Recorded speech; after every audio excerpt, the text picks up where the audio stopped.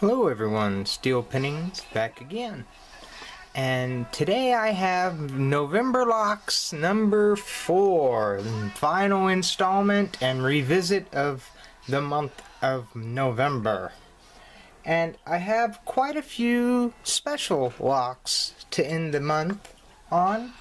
And I'm just going to start off with a few of the ones that caught my eye as I dropped down, if you will. So let me pan her down here and we'll start looking. Get a good view here of it. Alright, here we go. This first one is a kick cylinder I got. It's a Lockwood, an older Lockwood at that. It's a little sticky. It's got pretty good little bitting on it. Nice little paracentric keyway. Lockwood style all the way. I tried to throw a pick to this one and it hangs up a little bit, but it was a standard Lockwood. It threw its weight back at me. I've also got this one, which was one that really caught my eye with the election going on and all. But let's see, I might zoom in and work a little better. What's that say, huh? That says Clinton. This is a Clinton lock. I was like, does it have any scandals or what's in its closet, right? I asked Jeff Moss to look into this lock for me and tell me what he could about it. And it's a little 5-pinner and a really long lock.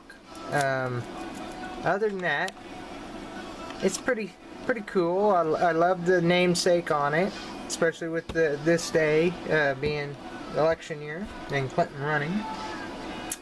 Next we have Security Solutions MX.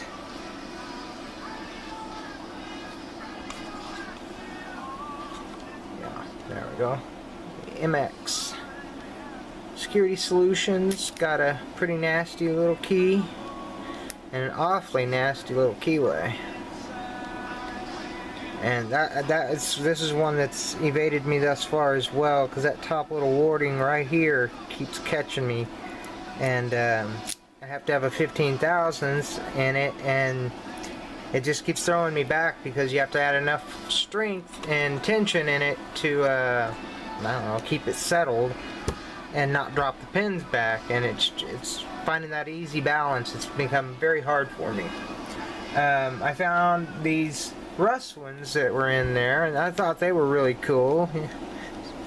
Seeing as Trekmaster had a whole bunch of rush ones, and I threw some picks to these and I picked them around a little bit. They were really fun as standard picks. They make a pretty solid lock, so just picking them without making challenges can get kind of difficult depending on the bidding, and I had no keys to these, so these two little 5-pinners popped pretty quick. This 6-pinner here threw a fight, but I love a good fight. That was awesome. I got this lock and I rebuilt it as a Frankensteiner, if you will. I used a quick set core to it with a nasty bedding, and it's a lorry lock. I don't know if we can here see, zoom in, seems to work a little better. Lorry, and it needed a back, so I used an old broken Yale key and made a back for it. Works pretty good. I took that trick there from Trekmaster. I saw he did that, and I was like, hey, it waves at you. That's pretty cool. So that was a little Savior Frankenstein I put together. It works pretty good. That was out of this catch. And this catch, I keep saying, is a big bulk amount of cabinet locks that I showed before. And some of the key locks that were in it are still to come. One other one was this Best lock, and I hadn't seen a Best single like this before, but it was really cool. It's a little cabinet lock as well. I have no key to this one, but it's a little 6-pinner, or maybe 7. Let's see. 1, 2, 3, 4, 5. I think it's 6-pinner. Nonetheless, it puts up a little fight. It sure does, but I don't know if it's because it's so gummed up or not. I don't want to crack the top just to find out. I want to pick it first. nonetheless, I'm going to throw a little more time to it when I can. But that one was kind of neat to me because I hadn't seen a best like that. This lock here is called the Challenge Lock. I think I showed it before. It's really cool being a Challenger lock. And and it's got a nasty little keyway to it too. And I'm going to pin it up as awful as I can get it. And I'm going to special deliver this to Bosnian Bill. And it's going to be the Challenger lock and see what he can do with it. Maybe I can get something like Artemis did. That was a great one, Artemis. Great one. Alright. And from there, I showed y'all the abloy that I had gotten out of it. No key. It's a little cylinder abloy. I don't know if anybody'd be interested in trading that off. I have no use for it. Let me know. I came up with this one. It's an IBM lock, and it was really, really cool. IBM there, and it says IBM on the fascia there as well. I'm going to zoom into this one because it's quite special. And when I pulled out the key, I went, whoa, boy, wait a minute. I know those cuts. Those cuts are Medicos. But it still says IBM. IBM on the lock. IBM on the key. It's an IBM computer lock. And I looked on the side here, and you see it, the UL symbol and Medico. It is a Medico lock, and it is a 5-pin old cylinder switch lock for I guess an old computer, IBM of some sort. It was really, really cool find. I threw a pick to it and it put up a fight, and I haven't been able to get into it, but I have to showcase it for the end of November. IBM Medico switch lock. Awesome, awesome little find. I found that in a box of, they call it trash, I call it treasure. But along with those was, let's see here. No, not that one. These. Alright, I'll get it out here. Pull it out of the sleeve. There we are. Were these locks. These 3 cylinders. And, wait, maybe not. Not this one.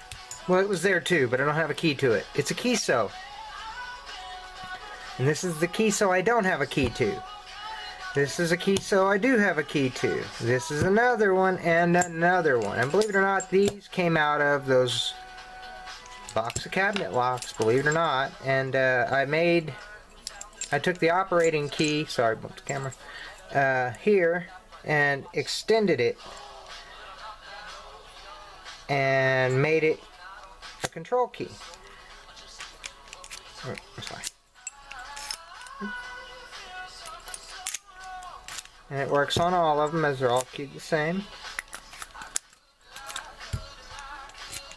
And they're just awesome. I might trade off a couple. I don't know. If I do, I'll have to do it without the key. That stinks. Or I have one without a key if anybody's interested. I know a couple of them are going to go into my cabinet. And then I have one more that is the coup de grace. Y'all remember last month's locks coup de grace was this awesome little kick, being a Corbin Rushwin Emhart. And I showed it off a little bit, man, to get it all back together, guys. And well, this one was in that one. And I didn't even notice it at first, because it doesn't say it, it just gives the symbols. But that symbol is very interesting, isn't it? That's because this is an Emhart as well. That's right. This was in a junk box with the dadgum key.